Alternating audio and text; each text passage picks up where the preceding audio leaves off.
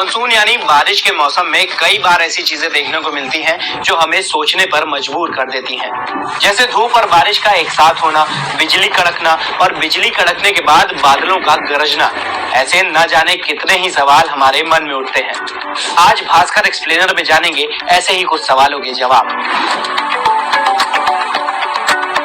Monsoon के दौरान चमकती बिजली और गरजते बादलों को तो सबने सुना है, लेकिन ऐसा होता क्यों है?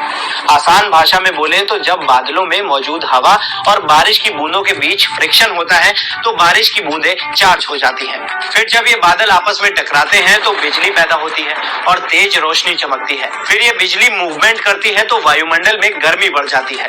गर्मी बढ़ने से हवा में मौजूद लाखों करोड़ों एटम्स आपस में टकराते हैं और तेज आवाज सुनाई देती है। लाइट की स्पीड आवाज से ज्यादा होती है, इसलिए पहले बिजली दिखती है, बाद में बादलों की गड़गड़ाहट सुनाई देती है। लेकिन कुछ इलाकों में बाकी के मुकाबले ज्यादा बिजली गिरती है। मौसम वैज्ञानिकों के मुताबिक कहीं भी बिजली गिरने की दो वजह होती है। पहली, बादल की ऊंचाई। अगर बादल कम ऊंचाई पर है तो हवा में फ्रिक्शन बढ़ जाता है और ज्यादा बिजली गिरती है। दूसरा, मल्टी लेयर क्लाउड बनना। अगर एक के ऊपर एक बादलों की लेयर्स बन जाती है तो उनके आपस में टकराने से भी ज्यादा बिजली गिरती है। नासा के डेटा के मुताबिक पूर्वी भारत की ब्रह्मपुत्र घाटी में दुनिया में सबसे ज्यादा बिजली गिरती है। मॉनसून के साथ एक टर्म और आता है, एसिड रेन। दरअसल मॉनसून से पहले हवा में नाइट्रिक और सल्फ्यूरिक एसिड इकट्ठा हो जाता है।